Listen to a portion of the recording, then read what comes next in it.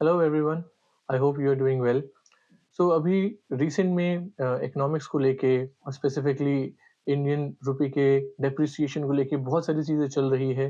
There have been a lot of news articles, there have been a lot of suggestions, there have been a lot of podcasts. और अभी recently monetary policy committee की meeting हुई। Recently rupee का जो एक historical जो downfall है वो बहुत ज़्यादा सामने आ रहा है। एंड एक चीज़ जो बहुत ज़्यादा यूनिक रही है वो ये रही है कि जो रीर है, रियल इफेक्टिव एक्सचेंज रेट, वो पहली बार 2015-16 से जब से हम लोगों ने इसको ट्रैक करना शुरू करा है एट दिस बेस लेवल, तब से वो पहली बार 100 के नीचे गया है in the recent past.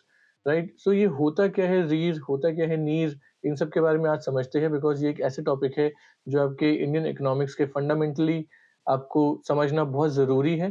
Plus ये मेंस और प्रीलिम्स दोनों के लिए ज़्यादा इंपॉर्टेंट है, equally important I would say. ठीक है, अभी ये सब चीज़ें इंपॉर्टेंट ज़्यादा क्यों हो गई है? अगर आप कुछ-कुछ डेटा देखेंगे कि जुलाई 2025 में फर्स्ट टाइम ऐसा हुआ कि ये जो अपना रीढ़ है, वो 100 से नीचे गया है, ठीक है? जुलाई 2025 में first time. So very, very important unique चीज़, इस पे हमेशा यूपीएससी का फोकस रहता है ऐसी चीज़ों पे। आज की डेट में जो रीढ़ की वैल्यू है वो हिस्टोरिकली लोएस्ट लेवल पे है।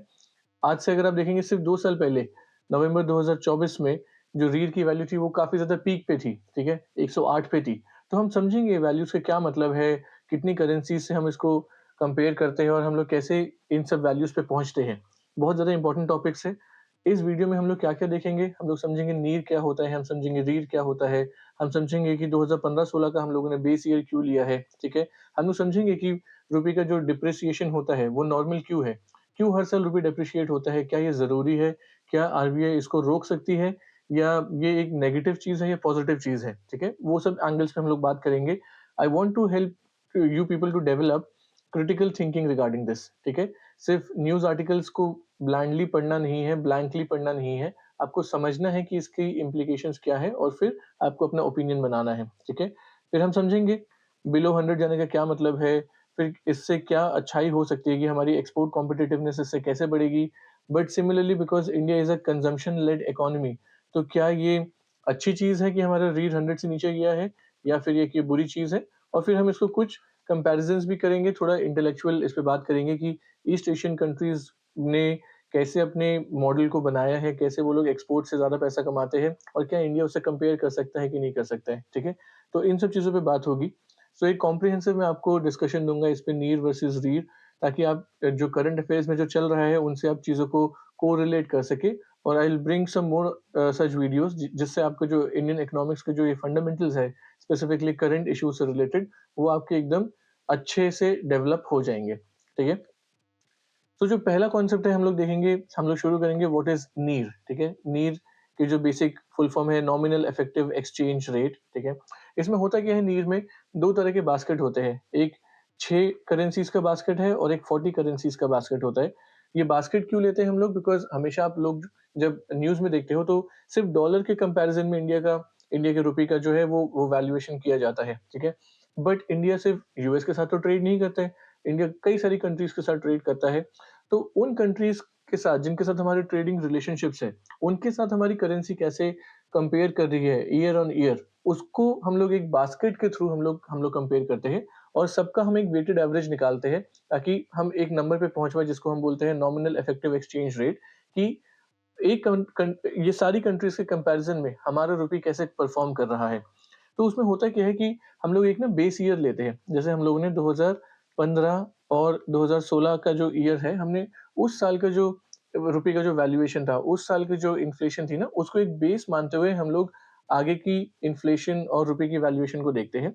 और 2015-16 के बेस को लेते हुए हम लोग नीर को कैलकुलेट कैसे करते हैं कि आप 6 करेंसी वाला बास्केट बोले या 40 करेंसी वाला बास्केट बोले, आप क्या करते हैं कि आप उस टाइम जो करेंसी की वैल्यू थी, Indian currency as compare to the other currency, जो 2015-16 में जो वैल्यू थी, उसको लेते हैं, ठीक है?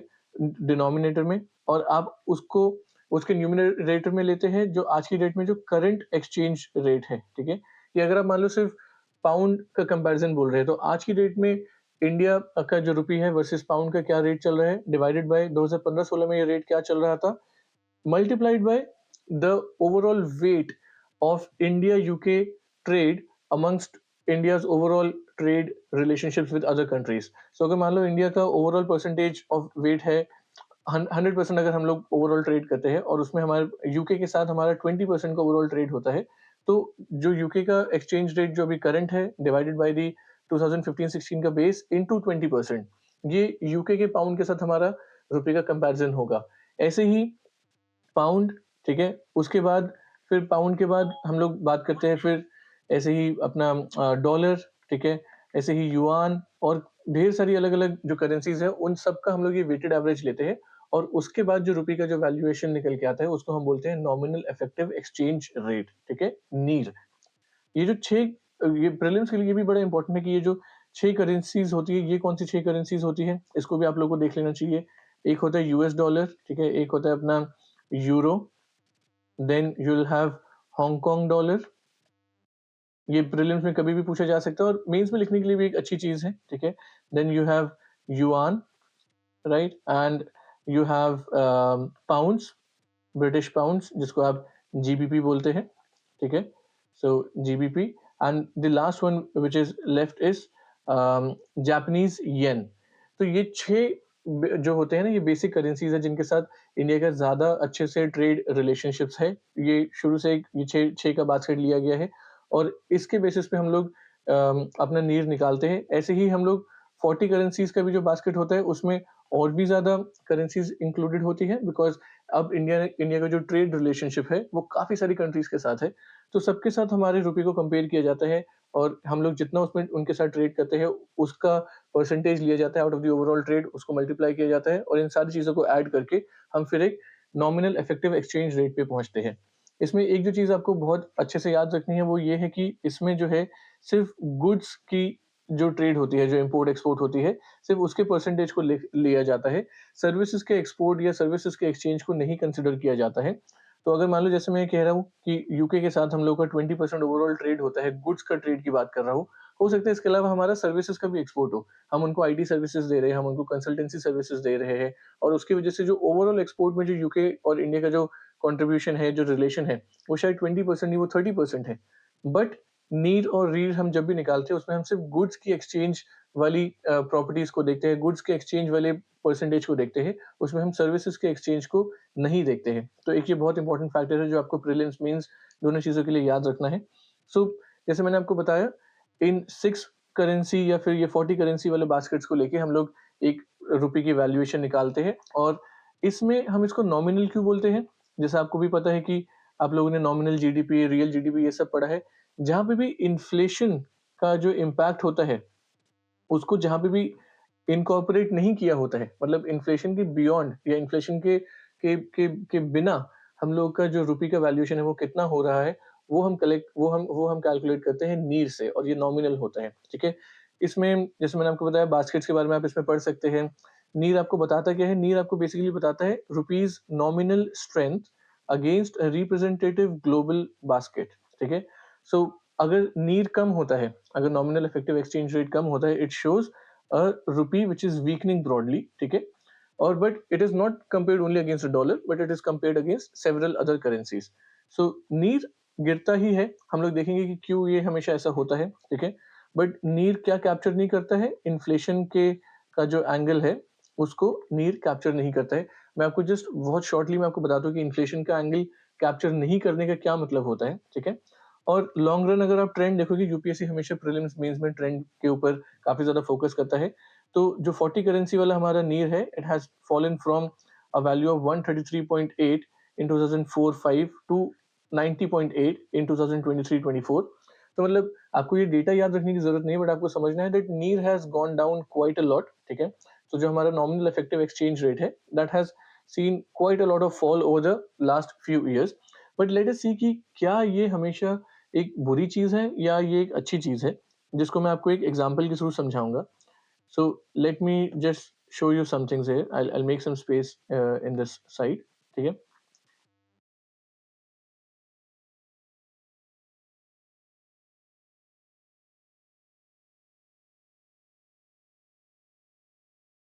तो देखो, अगर मान लो एक सिचुएशन में आपको देता हूँ कि there is a buyer in Germany जो और जो एक एक्सचेंज रेट पे कुछ चीजें खरीदता है, जैसे मान लो उस टाइम 1 यूरो जो है, ठीक है? इन मान लो इन 2022 की हम लोग बात करते हैं, जहाँ पे 1 यूरो जो है वो ₹100 के बराबर है, ठीक है? फॉर एग्ज़ाम्पल अभी ये एक एग्ज़ाम्पल आप लोग मान लो, ठीक है? फिर होता क्या है कि फिर 2023 में जो इंडिया में जो जो जो कोई कोई भी चीज़ है वो महँगी हो रही है। तो मान लो 2022 में एक एक जर्मनी का जो इंसान है जिसको इंडिया से कुछ सामान लेना है, वो ₹100 की चीज़ इंडिया से ले सकता है और उसको सिर्फ़ 1 यूरो पे करना पड़ेगा, ठीक है? 2023 में इंडिया में कुछ महँगाई आई, ठीक है? बिकॉज़ महँगाई हमेशा होती ही है। आपको पता है आरबीआई ने भी एक टारगेट रखा है कि 4% के आस-पास महँगाई होनी चाहिए because inflation is a necessary evil. अगर इन्फ्लेशन हो रहा है कंट्रोल्ड वे में, that means that the economy is growing, जो बिज़नेसेज़ हैं उनको बेनिफिट मिल रहा है और भी फिर वेजेस इम्प्रूव होंगी, सारी चीज़ें होंगी, ठीक है? तो अगर इन्फ्लेशन है, होना चाहिए वो कंट्रोल वे में होना ही चाहिए। तो होता क्या है कि 2022 में जो चीज़ आपको इंडिया में ₹100 की मिल रही थी, हो सकता है वो 2023 में आपको वो चीज़ ₹105 की मिले, ठीक है? या ₹110 की मिले। बट अगर अभी भी जो जो कन्वर्जन रेट है, अगर वो अभी भी मान लो 1 यूरो जो है वो ₹100 का ही होगा, तो अब जर्मनी में जो बंदा बैठा है, उसको अगर वही प्रोडक्ट अब 2023 में लेना है, तो उसको वो प्रोडक्ट 1 यूरो में नहीं मिलेगा। बिकॉज़ इसका जो प्राइस है, जैसे मैंने आपको बताया क्योंकि इंडिया में महँगाई हो गई है, तो इसका जो प्राइस है ये ₹110 का हो गया है। तो ये क्या होगा इसकी वजह से जो जर्मनी का जो बंदा है वो इंडिया से ये वाली चीज़ इम्पोर्ट नहीं करेगा। बिकॉज़ इंडिया में महँगाई आ गई है और इंडिया का जो पैसा है वो उतना ही रेट पे अभी मेंटेन रहा है। तो इंडिया इससे अपनी जो एक्सपोर्ट कॉम्पिटिटिवनेस है उसको लूज़ करेगा। ठीक है? दोबारा समझाता हूँ, 2022 में कोई एक चीज़ है जो ₹100 की है और exchange rate 1 euro equal to ₹100 है। तो अगर जर्मनी से कोई कोई चीज़ इम्पोर्ट कर रहा है ₹100 की चीज़, वो 1 यूरो देगा और वो चीज़ को इम्पोर्ट कर सकता है। 2023 पे आते हैं 1 साल बाद हम लोग क्या देखते हैं कि इंडिया में महँगाई कुछ बढ़ी, ठीक है? There has been a 10% inflation मान लो। तो जो वही सेम चीज़ महँगाई की वजह से अब ₹100 की जगह ₹110 में मिल रही है और अगर वही चीज़ अब जर्मन इम्पोर्टर को खरीदनी है, तो वो 1 यूरो में नहीं खरीद सकता है बिकॉज़ अब वो चीज़ इंडिया में महँगी मिल रही है और इसकी वजह से अब वो इंडिया से वो सामान नहीं लेगा। And because of this India loses its export competitiveness, ठीक है? तो क्या ज़रूरी है for such a growing economy जिसमें इन्फ्लेशन बहुत ज़रूरी है। आप देखेंगे बाकी कंट्रीज़ में इन्फ्लेशन जो जो डेवलप्ड कंट्रीज़ होती है ना, उसमें इन्फ्लेशन 1% 2% ऐसा रहता है। वो लोग तो बल्कि इन्फ्लेशन को प्रमोट ही नहीं कर पाते, उनके यहाँ पे तो काफ़ी बार बिल्कुल 0% पे रहता है। But India as a growing economy inflation is necessary और हमेशा 3-4% के आस-पास हम लोग एक्सपेक्ट करते हैं इन्फ्लेशन। तो अगर मान लो यही सिचुएशन रहती है ना, तो इंडिया एक्सपोर्ट कॉम्पिटिटिवनेस लूज़ करेगी। अब इस चीज़ को बैलेंस आउट करने के लिए हम लोग को क्या करना पड़ता है? रूपी हैज़ टू डेप्रिशिएट, ठीक है? रूपी हैज़ टू डेप्रिशिएट, इसको रूपी को डेप्रिशिएट करना ही पड़ेगा बिकॉज़ अगर रूपी ₹100 पे ही रहा, तो हमारी जो जैसे मैंने आपको बताया एक्सपोर्ट कॉम्पिटिटिवनेस हार्म होगी। तो अल्टीमेटली जो एक्सचेंज रेट है उसको 1 euro is equal to 110 rupees होना पड़ेगा। रूपी हैज़ टू डेप्रिशिएट बाय 10%, ठीक है? ताकि जो इन्फ्लेशन का जो 10% इन्फ्लेशन बढ़ी उसको काउंटर करने के लिए 10% रूपी को डेप्रिशिएट होना पड़ेगा ताकि आज की डेट में भी 2023 में भी the German person can import the same product, वो आज भी 1 यूरो में जो वो सेम प्रोडक्ट जर्मनी में इम्पोर्ट कर सकते हैं और वो ₹110 का क्योंकि एक्सचेंज रेट है, so that would be possible and it would keep our export competitiveness neutral, ठीक है? तो ये एक ना एक बहुत बहुत नेचुरल फिनोमेना है। तो रूपी depreciation is a necessity as well. जैसे इन्फ्लेशन नेसेसिटी है, वैसे ही रूपी डेप्रिसिएशन भी एक नेसेसिटी है। अदरवाइज़ हम लोग ओवरऑल मार्केट में हम लोग नहीं सस्टेन कर पाएँगे और जितना हमारा एक्सपोर्ट कम होगा, उतना ही कम हमारे पास फॉरेक्स आएगा। जितना कम फॉरेक्स आएगा उतने ही कम हमारे फॉरेक्स रिजर्व्स होंगे और आप समझ पाएँगे कि हम क्योंकि एक ऐसी कंट्री है जो ऑयल इम्पोर्ट करती है, तो हमको फॉरेक्स फॉरेक्स रिजर्व्स चाहिए, हमको फॉरेन रिजर्व्स चाहिए टू पे फॉर दैट ऑयल, ठीक है? So everything is related. आपको एक्सपोर्ट को प्रमोट करना पड़ेगा तभी आपके पास फॉरेन रिजर्व्स आएँगे और एक्सपोर्ट प्रमोट होगा, आपकी ग्रोथ होगी, जीडीपी और होगी तो आपके पास फॉरेन इन्वेस्टमेंट भी आएगा, आपके पास कैपिटल फ्लो भी आएगा। तो इन सबको मिला के आपके पास फॉरेक्स रिजर्व्स बनेंगे जिसके थ्रू आप फिर अपने इम्पोर्ट्स को पे कर सकते हैं और आप एक कंट्री को एक स्टेबल प्लेटफ़ॉर्म पे ला सकते हैं, ठीक है? So for a developing country like India, inflation will always be there, ठीक है? Depreciation of the currency has to be there so that we maintain some balance and this is being captured by the nominal effective exchange rate जो देखता है कि अच्छा पहले India का जो रुपी था वो यूरो के बराबर 100 था, आज की डेट में 110 हो गया तो नॉमिनली ये ₹10 गिर गए हैं, ठीक है? So this is what what happens जब हम बहुत सारी करेंसीज़ के साथ रुपए को कंपेयर करते हैं और अपने को नीर की वैल्यू मिलती है। बट सेम चीज़ जब हम रीढ़ पे जाते हैं ना, now it becomes very, very important कि रीढ़ पे हम क्या देखते हैं, हम रीढ़ में हम इन्फ्लेशन का भी इम्पैक्ट देखते हैं कि कितना चीज़ अगर मतलब जो इन्फ्लेशन हुई है, मान लो जो इन्फ्लेशन हुई है, उसकी वजह से क्या हमारे रुपए की हैसियत हो रही है। तो जैसे मान लो अगर मैं कहता हूँ कि जो हमारा रुपए है, ठीक है? रुपए है वो डेप्रिशिएट हुआ है बाय लेट्स सपोज़ 5%, ठीक है? रुपए डेप्रिशिएट हुआ है 5% से, 100 की जगह 105 का हो गया है। बट जो इन्फ्लेशन है that has gone up by 10%, ठीक है? कि मान लो रुपए जो है वो 1 यूरो पहले 100 का था, ठीक है? अब क्या हो गया 1 यूरो जो है रुपए डेप्रिशिएट हुआ था तो ₹105 का हो गया है, ठीक है? बट इन्फ्लेशन की वजह से यही जो 100 रुपए का जो प्रोडक्ट था, वो अब ₹110 का मिल रहा है बिकॉज़ इन्फ्लेशन 10% है, जबकि डेप्रिसिएशन सिर्फ़ 5% हुई है। तो एक्चुअली में हम हमारा जो एक्सपोर्ट कॉम्पिटिटिवनेस है वो अभी भी कम ही है, ठीक है? वो अभी भी एक्सपोर्ट कॉम्पिटिटिवनेस हम लोग न्यूट्रल पे नहीं ला पाए हैं बिकॉज़ रुपए उतना डेप्रिशिएट नहीं हुआ है। तो इन रियल टर्म्स असलियत में रुपए का जो डेप्रिसिएशन है that is not as bad as 10%, it is only 5%, ठीक है? और इसमें भी अगर आप नुआंसेस में जाएँगे जो जो रीर का जो फ़ॉर्मूला है, वो नीर को लेता है प्लस हमारे यहाँ पे कितनी इन्फ्लेशन है माइनस फॉरेन कंट्रीज़ में कितनी इन्फ्लेशन है उसको कंपेयर करता है। बिकॉज़ अगर यहाँ पे इन्फ्लेशन है तो वहाँ पे भी जो 1 यूरो है, जो चीज़ पहले वहाँ पे 1 यूरो में मिल रही थी अब वो चीज़ शायद वहाँ पे भी 1.01 यूरो या 1.2 यूरो या 1.3 यूरो में मिलेगी डिपेंडिंग अपॉन कि वहाँ पे कितनी इन्फ्लेशन हुई है, ठीक है? तो एक कंपैरेटिव एनालिसिस करना होता है। ये जो इन्फ्लेशन का जो कॉन्सेप्ट है ना, ये मतलब एक एक वैक्यूम में नहीं चलता है। ये परचेज़िंग पावर पैरिटी के बेसिस पे चलता है कि जो जो चीज़ें जो किसी कंट्री में मिल रही है, उसमें जो उसका जो कॉस्ट है, जो उसको खरीदने की जो परचेज़िंग जो पावर है, दैट शुड बी इक्विवेलेंट और कंपेरेबल, ठीक है? अगर वही चीज़ अगर किसी इम्पोर्टर को वियतनाम या बांग्लादेश में परचेज़िंग पावर पैरिटी के हिसाब से कम प्राइस में मिल रही है, तो ऑब्वियसली चाहे इंडिया का क्वालिटी अच्छा हो, वो वियतनाम और बांग्लादेश की तरफ शिफ्ट हो जाएँगे, ठीक है?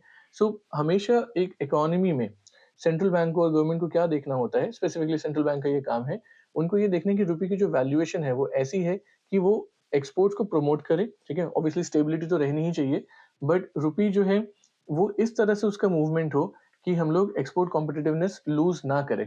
और जैसे मैंने आपको बताया इंडिया के लिए ज़रूरी है बहुत ज़्यादा कि हम एक्सपोर्ट कॉम्पिटिटिवनेस बनाए रखें ताकि हमारे पास जो फॉरेन एक्सचेंज है वो आता रहे, ठीक है? सो फॉर एग्ज़ाम्पल अगर हम रीढ़ का एक एग्ज़ाम्पल लेके मान लो इंडिया में इन्फ्लेशन 5% है, ठीक है? जो ट्रेडिंग पार्टनर है जर्मनी मान लो वहाँ पे इन्फ्लेशन सिर्फ 2% है। हमारा नीर जो है, जो हमने अभी पिछले फॉर्मूले के हिसाब से देखा मान लो वो 4% फॉल हुआ है। तो जो रीर ह जो है एग्ज़ैक्टली जो रीर है वो कितना होगा? दैट वुड बी नीर -4% प्लस हमारे यहाँ पे इन्फ्लेशन 5% -2% व्हिच इज़ -0.1% अगर आप इसको सॉल्व करेंगे, ठीक है? सो रीर जो है it has fallen only by 1% and not 4%, ठीक है? रीर जो है it has only fallen bye 1%, सो आप बोलेंगे रियल टर्म्स में इंडिया का जो करेंसी है वो सिर्फ 1% गिरा है, 4% नहीं गिरा है, ठीक है? और आप देखेंगे कि जो जो डोमेस्टिक इन्फ्लेशन है, ठीक है? Domestic inflation partly offsets nominal depreciation, real gain is smaller than nominal rate suggests, ठीक है? सो अल्टीमेटली हो क्या रहा है रियल टर्म्स में हमारा रुपए जो है वो 4% नहीं वो सिर्फ 1% ही गिरा है और इसको आप अगर इंट्यूटिवली समझे अगर आप लॉजिक लगा के समझे तो वो क्यों हो रहा है क्योंकि इन्फ्लेशन बढ़ी है, ठीक है? इन्फ्लेशन बढ़ने की वजह से रुपये अगर डेप्रिशिएट भी हुआ है तो वो इतना डेप्रिशिएट नहीं हो रहा है जितना हमको नॉमिनल नॉमिनल टर्म्स में लग रहा है। तो इस चीज़ को कॉन्सेप्ट को अच्छे से समझिए, थोड़ा थिंक अबाउट इट अगर आपको अभी नहीं समझ आ रहा है कि क्या इसका लॉजिक है इसके पीछे, कुछ एग्ज़ाम्पल्स बनाइए, कुछ सोचिए सिनेरियोज़ एनालाइज़ करिए, देन आपको समझ आएगा कि जितनी रुपए की फॉल दिख रही है, शायद वो रियल टर्म में उतनी नहीं हो रही है, ठीक है? जब तक एक स्पेसिफिक लेवल बना होता है और वो लेवल क्या है? जैसे जब तक रुपए जो रीर की वैल्यू है वो 100 होती है, ठीक है? 100 अगर हो रही है दैट मीन्स कि ये एक फेयर वैल्यू है, ना ही आपका रुपए ओवर वैल्यूड है, ना ही आपका रुपए अंडर वैल्यूड है। तो ये रियल कॉम्पिटिटिवनेस है, जैसा ही आपका पिछले साल मतलब या बेस ईयर पे जैसा आपकी कॉम्पिटिटिवनेस थी, अभी भी आपकी कॉम्पिटिटिवनेस वैसी ही बनी हुई है, जब रील की वैल्यू 100 होती है। जब रील की वैल्यू 100 से ऊपर होती है, जो कि इंडिया में केस रहा था सिंस टिल टिल 2024। 2024 तक हमारे यहाँ पे जो रीर है उसकी वैल्यू 100 से ऊपर रहती थी, व्हिच एक्चुअली मेंट कि हमारा जो रुपी है वो ओवर वैल्यूड था, ठीक है? ओवर वैल्यूड मतलब कि जैसे मैंने आपको ये बताया कि जितना इन्फ्लेशन बढ़ रहा है उसके हिसाब से रुपी डेप्रिशिएट नहीं हो रहा था और इसकी वजह से हमारी एक्सपोर्ट कॉम्पिटिटिवनेस उतनी नहीं बढ़ रही थी। इसलिए अगर आप 2 साल पहले के इंडियन एक्सप्रेस और द हिंदू के आर्टिकल्स पढ़ेंगे, उसमें हमेशा ये पूछा जाता था, ये एडिटोरियल्स होते थे कि क्या is the rupee over valued? Because हमारा रीढ़ जो है वो 2015-16 के बेस के हिसाब से 100 से ऊपर जा रहा था। तो जितनी इन्फ्लेशन थी उसके हिसाब से रुपी डेप्रिशिएट नहीं हो रहा था एंड रियल टर्म्स में हमारा एक्सचेंज रेट उतना ज़्यादा नहीं गिर रहा था अभी तक, ठीक है? बट जब रीढ़ 100 के नीचे चला जाता है, ठीक है? 100 के नीचे, that means the rupee is under valued versus the base year, ठीक है? Everything is relative, base year से ही रिलेट किया जा सकता है इसमें। तो अंडर वैल्यूड मतलब उस टाइम के हिसाब से अभी हमारा जो पैसा है वो कमज़ोर हुआ है, ठीक है? और जो फॉरेनर जो है जिसको इम्पोर्ट करना है उसको लग रहा है कि यार अभी इंडियन रुपी जो है वो एक्चुअल प्राइस से कम जा रहा है, जितनी इसकी एक्चुअल वैल्यू है ना, उससे सस्ते में इंडियन रुपी मिल रहा है। तो फटाफट यहाँ पे हम लोग कुछ यहाँ से इंडिया से माल उठा लेते हैं बिकॉज़ हमको इफेक्टिवली कम रेट पे मिलेगा या अगर हमको कोई इन्वेस्टमेंट करनी है तो हम यहाँ पे कर सकते हैं बिकॉज़ अब हमारा 1 यूरो जो है वो 110 120 रुपए के बराबर होगा। तो अभी हम लोग अगर 1 यूरो इन्वेस्ट करेंगे तो वहाँ पे 120 रुपए का हमको वहाँ पे कन्वर्जन रेट मिलेगा फॉर एग्ज़ाम्पल, ठीक है? तो रीर को एक बेंचमार्क माना जाता है किसी भी कंट्री के रुपी की इवैल्यूएशन के लिए। अगर रीर 100 है दैट मीन्स आप सिमिलर परफॉर्म कर रहे हो। रीर अगर 100 से ऊपर है तो दैट मीन्स आपका रुपी का जो वैल्यू है वो ओवर वैल्यूड है। रीर अगर 100 से नीचे है तो आपका रुपी अंडर वैल्यूड है। 2024 तक हम लोग ओवर वैल्यूड रुपी पे थे। अभी रीर जो है वो 2025 जुलाई में जाके जुलाई अगस्त के आसपास सबसे पहली बार 2015-16 के बेस पे रीढ़ जो है वो 100 से कम आया, इसलिए it was a big spectacle और तब से रीढ़ जो है वो 100 से कम ही चल रहा है, ठीक है? तो कहीं न कहीं जब ये 2024 में ये चल रही थी चीज़ें कि रीढ़ जो है हमारा 108 पे पहुँच गया था, 2024 के आसपास हमारा रीढ़ 108 पे पहुँच गया था, that means 8% we were overvalued. REER आपको मेंटेन करना होता है अराउंड 100 के आसपास, ठीक है? जैसे मैंने आपको बताया, बट रीर हमारा रीर एक्चुअली वाज़ अराउंड 108, ठीक है? व्हिच मीन्स 8% ओवर वैल्यूड था। 8% पैसा जितना गिरना चाहिए था, वो नहीं गिरा था। 8% चीज़ें महँगी मिल रही थी। तो एक्चुअली हम लोग का एक्सपोर्ट जो है उतना कॉम्पिटिटिव नहीं था उस टाइम बिकॉज़ 8% चीज़ें महँगी मिल रही थी, ठीक है? Now what is happening now? Now it has gone to around 90, ठीक है? दैट मीन्स जितना हमारा ओवरऑल रुपये का जो वैल्यू है, उससे वो ऑलमोस्ट 9 से 10% अब और खराब वैल्यू पे चल रहा है, ठीक है? That is giving us really it is giving us export competitiveness. 2024 में जो सिचुएशन था तो हम सबको पता था कि यार कहीं न कहीं इन द नियर टर्म रुपी गिरेगा ही गिरेगा बिकॉज़ अभी ओवर वैल्यूड है। ओवर वैल्यूड क्यों था? बिकॉज़ आरबीआई सपोर्ट कर रहा था। आरबीआई क्या कर रहा था? आरबीआई इसको डॉलर्स मार्केट में बेच रहा था, ठीक है? ताकि डॉलर का सप्लाई कम ना हो और डॉलर इतना ज़्यादा एप्रिशिएट ना हो, रुपये उतना ज़्यादा डेप्रिशिएट ना हो। आरबीआई अपने टूल्स के थ्रू रुपये को मैनेज कर रहा था। But RBI knew that sooner और लेटर ये रुपये का जो वैल्यू है वो नीचे जाएगा ही जाएगा, ठीक है? रीढ़ उनको 100 के पास लाना ही लाना था। बट बुरी किस्मत क्या हुई कि अभी जो ईरान का जो क्राइसिस है वो हो गया, सप्लाई शॉक हो गया, एनर्जी क्राइसिस हो गया और ये सारी चीज़ें मिलके हमारा रुपये और कमज़ोर हो गया। तो वो सारे इफ़ेक्ट्स हम लोग अभी आगे देखेंगे। बट आई होप आपको ये समझ आया है कि नीर एक नॉमिनल बेसिस पे रुपए का एक्सचेंज रेट देखता है, रीर उसमें इन्फ्लेशन का कंपोनेंट डाल के देखता है। ये बात हमेशा याद रखना कि डेप्रिसिएशन होना ही है, it is not a negative thing but अगर वो अनकंट्रोल्ड डेप्रिसिएशन हो जाए या अनकंट्रोल्ड एप्रिसिएशन हो जाए, तो वो दिक्कत की बात होती है, ठीक है? एक बार आप समझते हैं 2015-16 ही हम लोगों ने बेस ईयर क्यों लिया? ये क्या इसकी इम्पोर्टेंस है, ठीक है? इसके आगे हम लोग इसका क्रिटिसिज़्म भी देखेंगे। तो मैं आपको एक चीज़ बता दूँ, पहले क्या था जो होलसेल प्राइस इंडेक्स है ना, उसको हमारा उससे हम लोग इन्फ्लेशन को मॉनिटर करते थे। 2014 में जाके हम लोगों ने कंज्यूमर प्राइस इंडेक्स को हम लोगों ने अपना इन्फ्लेशन मॉनिटरिंग के लिए हम लोगों ने उसको उस टूल को यूज़ करा और 2021 में जाके हम लोगों ने ये आरबीआई ने ये बताया कि ये जो हम रुपए की जो वैल्यूएशन है, उसका अगर हम जो बेस देखेंगे, वो हम 2015-16 से रखेंगे, ठीक है? सो 2021 में ये बोला कि रुपी उस टाइम जो 2015-16 के जो लेवल पे था, उसको हम लोग एक बेस मानेंगे और उससे हम लोग कंपेयर करेंगे कि क्या रुपी हमारा स्ट्रॉन्ग हो रहा है या वीक हो रहा है, कैसा हो रहा है। तो देखो, जो बेस ईयर होता है ना, वो सबसे स्टेबल ईयर माना जाता है, ठीक है? हम लोग उसको बेस ईयर इसीलिए लेते हैं बिकॉज़ वहाँ पे न्यूट्रैलिटी थी, वहाँ पे स्टेबिलिटी थी और उससे हम लोग कंपेयर कर सकते हैं। ऑब्वियसली इसमें सब्जेक्टिविटी इन्वॉल्व होती है, but then it is an important parameter in all economics comparison कि आपको एक वो बेस लेना ही पड़ता है। सो 2016 15-16 में क्या सिचुएशन थी कि जो हमारा रियल जीडीपी ग्रोथ था वो अराउंड 8% था। जो सीपीआई इन्फ्लेशन था वो 4.9% था। करंट अकाउंट डेफिसिट हमारा सिर्फ 1.1% ऑफ द जीडीपी था, ठीक है? तो ना ही कोई बहुत ज़्यादा क्राइसिस थी, ना ही कोई बहुत ही ग्लोरियस पिक्चर थी। It was a stable economy, ठीक है? तो उसको बेस लिया गया और उसी टाइम आपको आपको मैं ये बता सकता हूँ कि 2016 में ही आरबीआई ने फ्लेक्सिबल इन्फ्लेशन टारगेटिंग का कॉन्सेप्ट भी लाया, ठीक है? कि जो आज आप लोग बैंड पढ़ते हैं कि 4% के आसपास का हम लोग इन्फ्लेशन टारगेट करते हैं, व्हिच कैन गो टू +2 मतलब 6% तक भी जा सकता है एंड आरबीआई कोशिश करती है कि ये 2% से नीचे ना जाए। तो हमारा एक बैंड चलता है आरबीआई का कि 2% से 6% के बीच में इन्फ्लेशन रखना है इंडिया में based upon the CPI consumer price index और ideally it should fall around 4%, ठीक है? ये भी कब इश्यू शुरू हुआ? 2016 से आरबीआई ने फ्लेक्सिबल इन्फ्लेशन टारगेटिंग शुरू करी। इसलिए 2015-16 से ही हम लोगों ने उसको बेस भी लिया, ठीक है? साथ ही साथ उस टाइम जो इमर्जिंग मार्केट इकोनॉमीज़ थी, ठीक है? इमर्जिंग मार्केट इकोनॉमीज़ के साथ इंडिया का जो जो ट्रेड रिलेशन है वो और बढ़ रहा था, ठीक है? उस समय हमारी नेबरहुड फर्स्ट पॉलिसी आई थी मोदी गवर्नमेंट ने इनिशियली बहुत ज़्यादा प्रमोट करी। फिर हम लोग का आसियान के साथ trade, south east Asian countries के साथ ट्रेड वो भी बढ़ा। तो जो पहले जो नीर और रीढ़ जो 36 करेंसीज़ पे वो किया जाता था, कैलकुलेट किया जाता था, उसको भी 2015-16 में 40 करेंसीज़ तक इंक्रीज़ किया गया ताकि वो और रियल टाइम कैप्चर कर सके इंडिया का जो ट्रेड रिलेशनशिप था विद अदर कंट्रीज और फिर 2015-16 को इस वजह से इन इन सभी रीजंस की वजह से हम लोगों ने बेस ईयर लिया, ठीक है? तो जो भी कैलकुलेशन होती है नीर की, रीर की, वो सारे 2015-16 बेस ईयर के हिसाब से ही होती है, ठीक है? So just a background for you. अब देखो यहाँ पे आपको ग्राफ दिख रहा है रिगार्डिंग रीर। रीर का ओवरऑल जो मूवमेंट है वो कैसा रहा है। तो अगर मान लो ये 2015-16 का जो ईयर है, इसका हम लोगों ने यहाँ पे हम लोग बेस ले लेते हैं 100, ठीक है? ये कोई रुपए की वैल्यू नहीं है, ये सिर्फ़ एक कंपैरेटिव बेस है। तो ये जो आपको ग्रे लाइन दिख रही है, ठीक है? दिस इज़ द वैल्यू जहाँ जहाँ पे रीर अगर सेम है, अगर नॉर्मल कॉम्पिटिटिवनेस हमारी बनी रही, इन्फ्लेशन जितना हुआ और रुपए जो डेप्रिशिएट हुआ, अगर वो सेम लेवल पे था, तो रीर आपका 100 आता है, ठीक है? बट अगर इन्फ्लेशन ज़्यादा हुआ और रीर आपका और सॉरी अगर आपका इन्फ्लेशन ज़्यादा हुआ और आपका रुपी डेप्रिशिएट कम हुआ, तो इन रियल टर्म्स जो आपका रुपी है वो और महँगा होता है, ठीक है?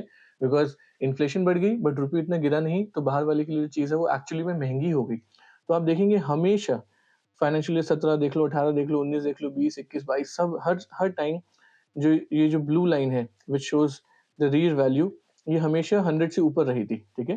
बिकॉज़ आप देखेंगे ये ग्रे लाइन जो है दिस इज़ द बेस जो 100 है, ठीक है? दिस इज़ 100 और इससे ऊपर हमेशा ये रहा था। जैसे अभी अगर आप देखेंगे इवन फाइनेंशियल ईयर के फाइनेंशियल 25 के क्वार्टर 1 में जो अपनी रीढ़ की वैल्यू थी वो 103, 105 के अराउंड थी, ठीक है? तो हमेशा जो रियल टर्म्स में है रुपी थोड़ा महँगा ही था।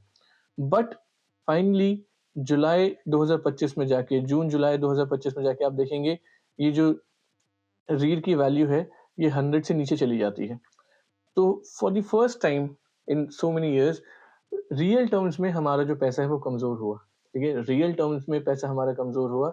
नॉमिनल टर्म्स में तो हमेशा कमज़ोर होता ही था। आप नॉमिनल टर्म्स की ग्राफ को भी यहाँ पे देख सकते हैं। ये जो ब्लू लाइन है, ये नॉमिनल का ग्राफ है, ठीक है?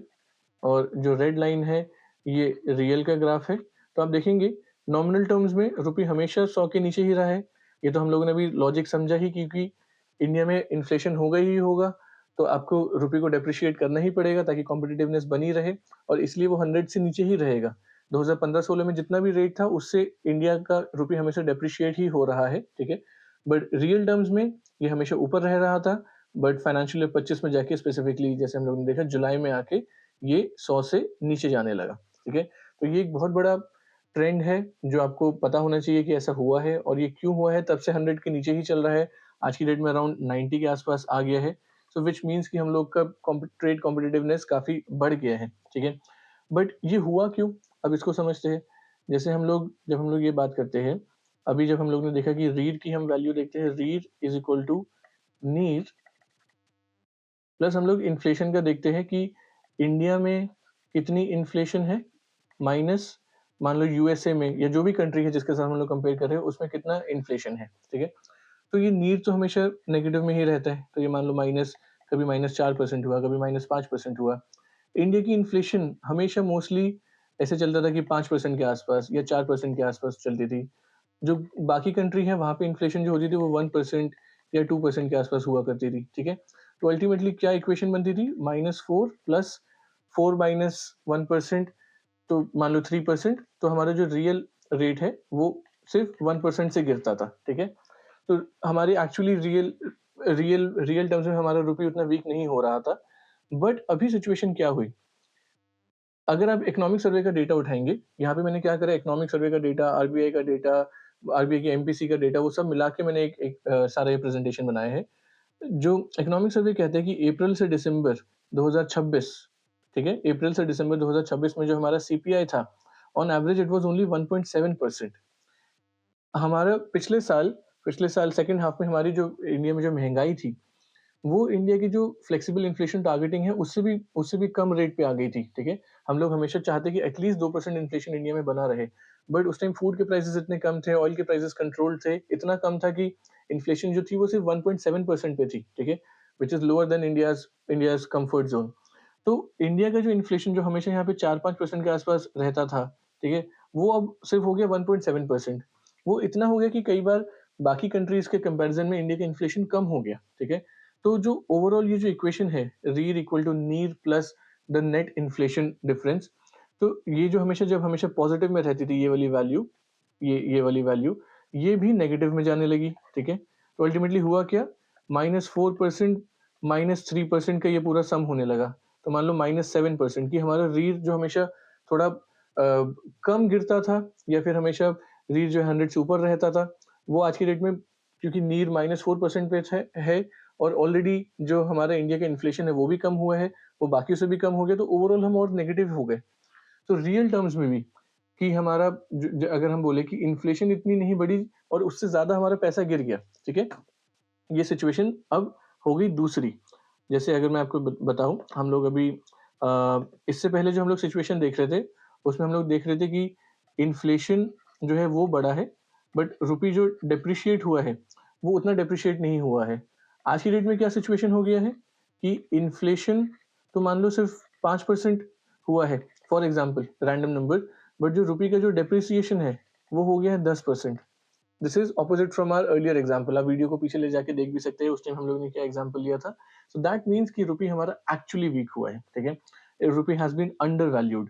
तो ये ग्राफ अगर मान लो मेंस में कभी आता है, तो ये थोड़े थोड़े ग्राफ आपको बनाने चाहिए ताकि आप एक विजुअल रिप्रेजेंटेशन दे सके कि कैसे रीर हमेशा 100 से ऊपर रहता था, अब वो 100 के नीचे गया है। So obviously it is providing us with a lot of export competitiveness, ठीक है? अगर हम लोग देखें कि कहाँ-कहाँ पे फ़ायदा क्या होगा? इसमें एक्सपोर्ट कॉम्पिटिटिवनेस कैसे आएगी, क्या होगा?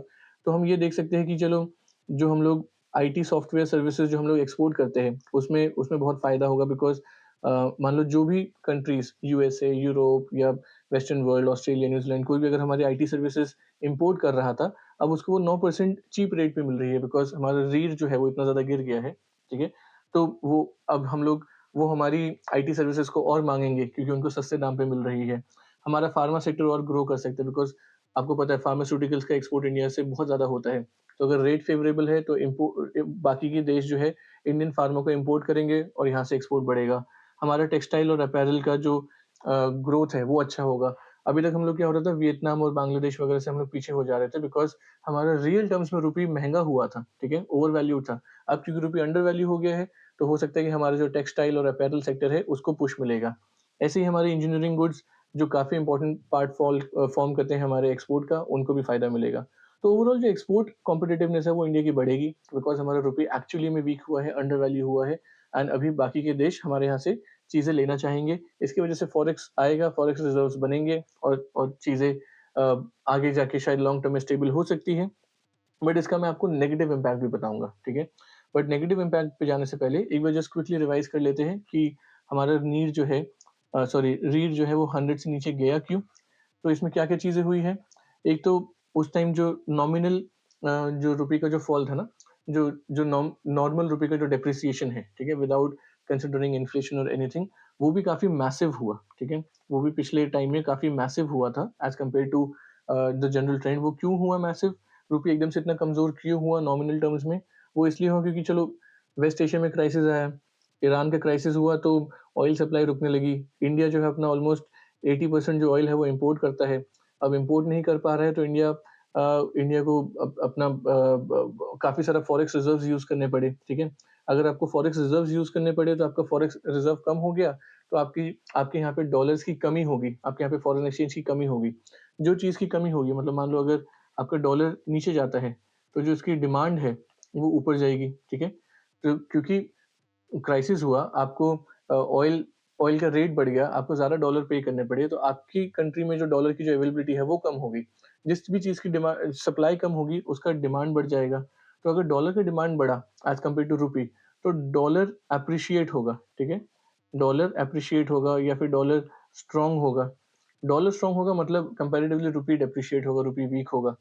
सो ये सारी चीज़ें होने लगी और क्योंकि आपको जैसे मैंने आपको बताया 2024 तक हम लोग बोल रहे थे कि रुपी ओवर वैल्यूड है, तो रुपी को नीचे आना ही था इफेक्टिवली, बट साथ ही साथ ये वेस्ट एशिया क्राइसिस हो गया, ऑयल का स्पाइक हो गया, फिर फॉरेन पोर्टफोलियो इन्वेस्टर्स ने काफ़ी सारा पैसा इंडिया से बाहर निकाल लिया, ऑलमोस्ट $13 बिलियन एफपीआईज़ ने निकाल लिया। वो भी क्यों निकाला इसके भी बहुत अलग-अलग रीज़न्स हो सकते हैं। एक तो फर्स्टली बिकॉज़ देखो जब जब भी वॉर वगैरह होती है, तो they always run towards safe havens, ठीक है? कि कहाँ पे पैसा सबसे ज़्यादा सेफ है और बिकॉज़ डॉलर एक ग्लोबल करेंसी है जो सबसे ज़्यादा एक्सेप्टेबल है, तो सब लोग डॉलर की तरफ भागने लगे, सब लोग डॉलर खरीदने लगे, ठीक है? सब लोग डॉलर खरीदने लगे, तो डॉलर की सप्लाई कम होने लगी, डिमांड ज़्यादा होने लगा, तो इस वजह से उसकी प्राइस बढ़ने लगी और बाकी सारी करेंसीज़ वीक होने लगी। इंडिया एक्सेप्शनली वीक होने लगी बिकॉज़ इंडिया से कई लोग बाहर निकलने लगे। पैसा बाहर निकल भी क्यों रहा था सेकेंडली बिकॉज़ देखो 2014 से लेके 2024-25 तक ना इंडिया में जो इंटरेस्ट रेट थे, वो काफ़ी ठीक थे as compare to western countries. India में अगर आपको 3 से 4% का रिटर्न मिल रहा है, तो वेस्टर्न कंट्रीज़ में सिर्फ़ 1 से 2% का रिटर्न मिल रहा था, ठीक है? बट अभी रिसेंट पास्ट में वेस्टर्न कंट्रीज़ में स्पेसिफिकली जैसे यूएस वगैरह में जो इंटरेस्ट रेट है वो हाइक हुए हैं, ठीक है? इंटरेस्ट रेट्स बढ़े हैं। तो अगर देखो जो एफपीआई है, जो प्रॉफिट को चेज़ करता है, उनके लिए सबसे इम्पोर्टेंट क्या है कि वहाँ पे अगर वो $1 कहीं पे डाल रहे हैं, ₹1 कहीं पे डाल रहे हैं, तो उसका कितना रिटर्न उनको मिलेगा। तो क्योंकि वेस्टर्न कंट्रीज़ में इंटरेस्ट रेट बढ़ने लगे, इसकी वजह से इंडिया से ये पैसा निकाल के वो लोग वेस्टर्न कंट्रीज़ में डालने लगे, ठीक है? तो एक ये तरह से डबल व्hammy हो गई कि ग्रेजुअली वेस्टर्न कंट्रीज़ में इंटरेस्ट रेट बढ़ रहे थे, तो वहाँ पे उसकी वजह से भी वो ज़्यादा अट्रैक्टिव हो रहे थे, तो एफपीआई को यहाँ से पैसा निकाल के वहाँ डालना ही था। But at the same time ये वेस्ट एशिया क्राइसिस भी हो गई, तो सबको एक वो इंस्टेबिलिटी होने लगी, तो सब सब लोग स्टेबल करेंसी मतलब डॉलर की तरफ जाने लगे, ठीक है? तो अल्टीमेटली इन सब चीज़ों को मिला के ना नॉमिनल टर्म्स में भी हमारे रुपये कमज़ोर हुआ, तो एक नॉमिनल टर्म्स में मैसिव हमारा फॉल हुआ। सेकंड चीज़ इंडिया का जो इन्फ्लेशन है, वो बहुत कम रह गया, ठीक है? अगर मान लो इन्फ्लेशन ही इस टाइम 8% 10% के आस-पास होता, तो फिर भी हम लोग रियल टर्म में ठीक रहते बिकॉज़ अगर रुपी 7% से गिरा और 10% का आपका इन्फ्लेशन हो गया, चीज़ें महँगी होगी, तो अल्टीमेटली फॉरेन बायर के लिए अभी भी वो 3% चीज़ महँगी ही रही, ठीक है?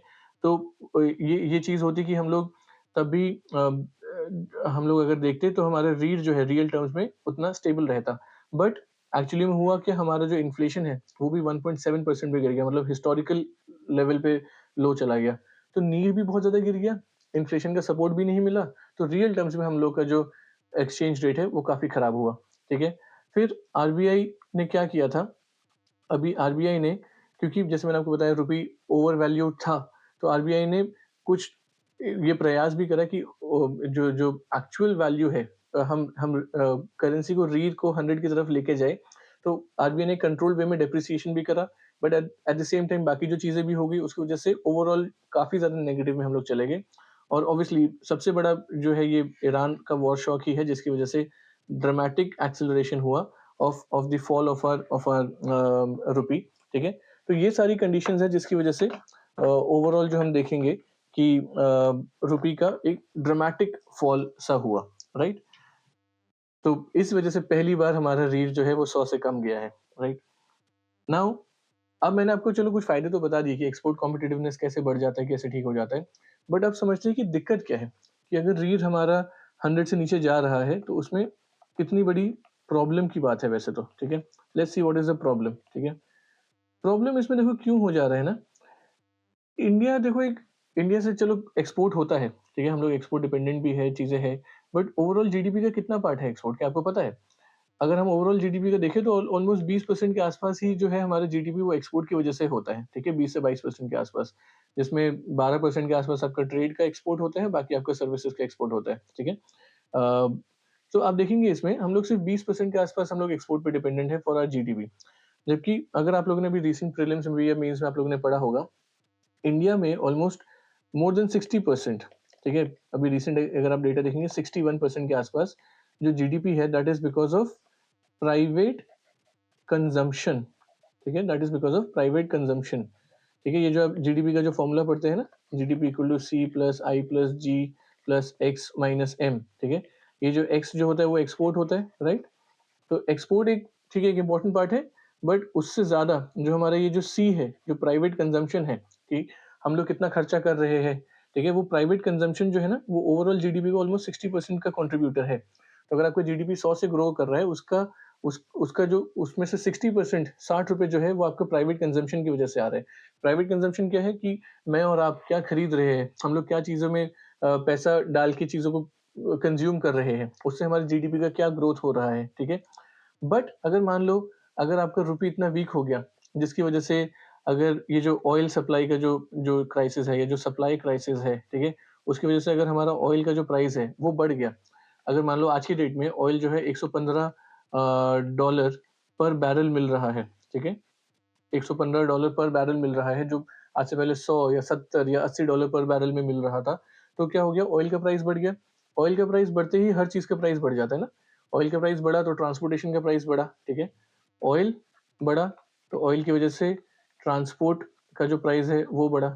ट्रांसपोर्ट का प्राइस बढ़ा तो हर कमोडिटी का प्राइस बढ़ गया। सबसे पहले तो फूड का प्राइस बढ़ गया, ठीक है? बाकी हर आइटम का प्राइस बढ़ गया बिकॉज़ हर जो चीज़ जो एक दुकान तक आ रही है, वो एक ट्रक में आ रही है मान लो, उस ट्रक में जो तेल डल रहा है उसका प्राइस बढ़ गया। तो अब जो चीज़ हमको पहले ₹10 में मिल रही थी, अब वो ₹15 में मिलेगी। जो चीज़ पहले 100 में मिल रही थी, वो 115 में मिलेगी फॉर एग्ज़ाम्पल। तो अगर चीज़ ज़्यादा महँगी मिलेगी, तो हमारा जो प्राइवेट कंज़म्पशन है, वो तो नीचे जाएगा। क्योंकि अगर मुझे चीज़ महँगी मिल रही है, तो मैं चीज़ें कम खरीदूँगा, मैं बोलूँगा यार इस टाइम थोड़ा बचा लेते हैं पैसा, इस टाइम कंज़्यूम नहीं करते हैं।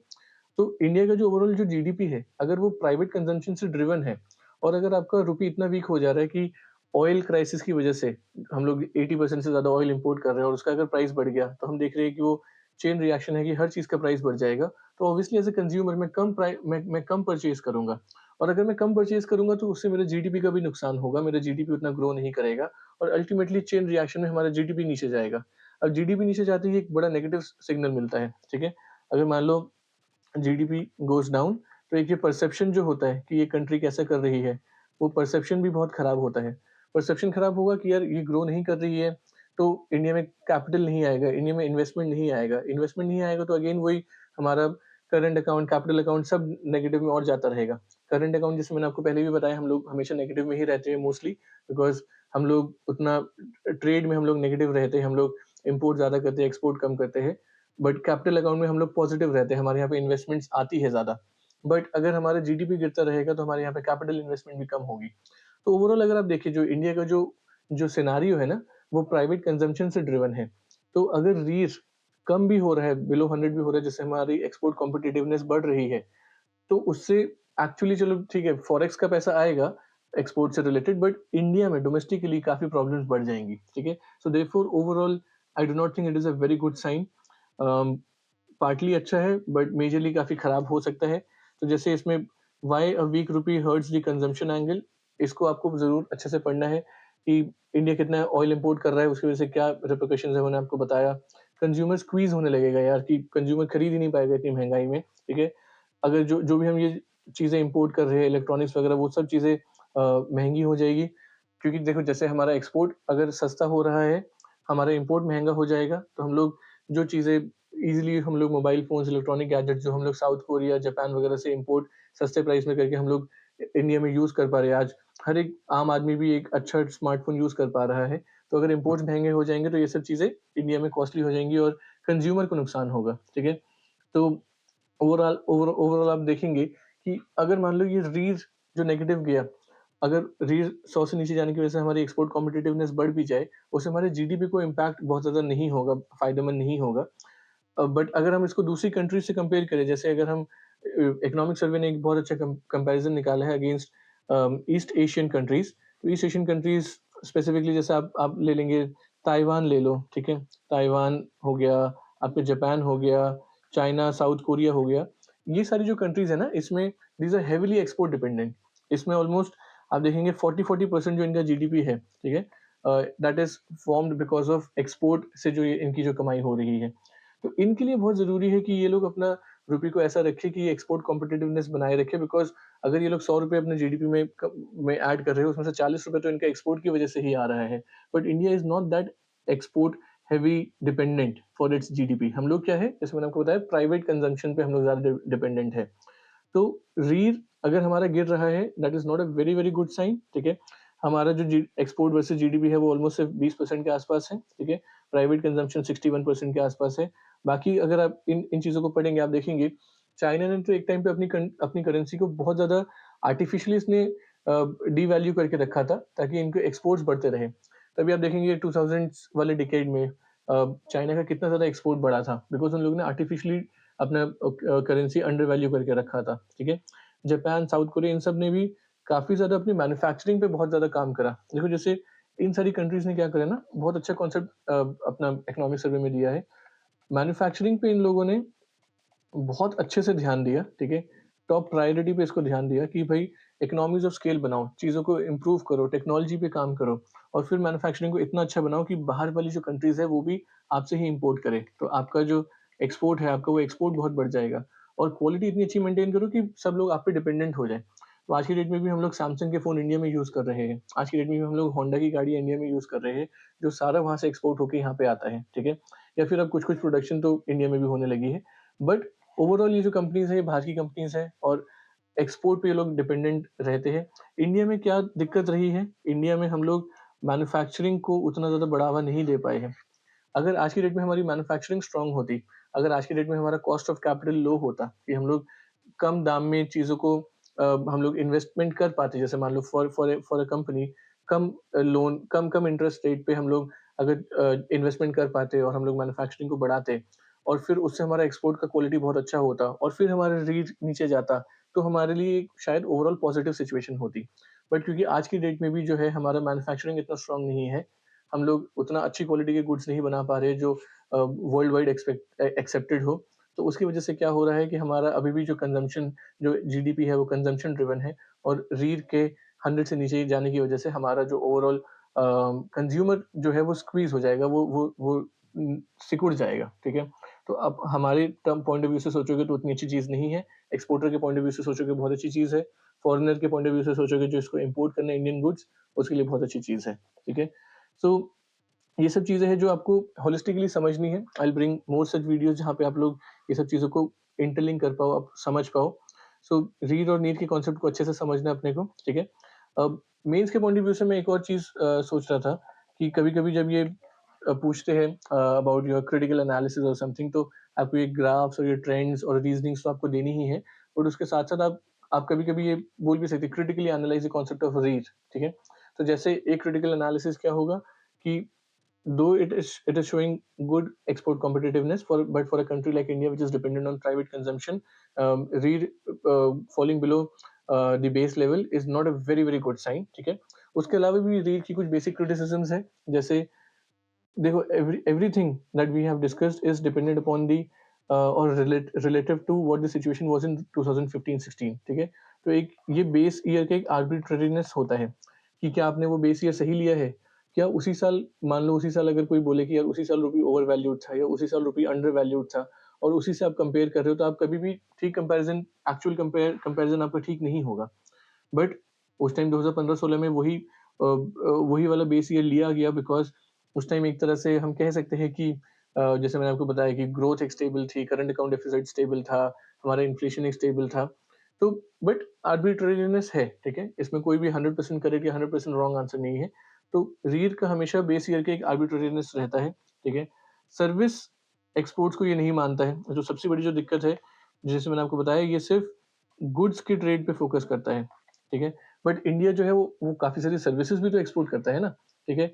अब इंडिया जो है अ, उ उसमें जो जो सर्विसेज़ का एक्सपोर्ट होता है ना, वो एक एक और कॉन्सेप्ट को समझो, सर्विसेज़ का जो एक्सपोर्ट है that is not dependent on the exchange rate पर से, ठीक है?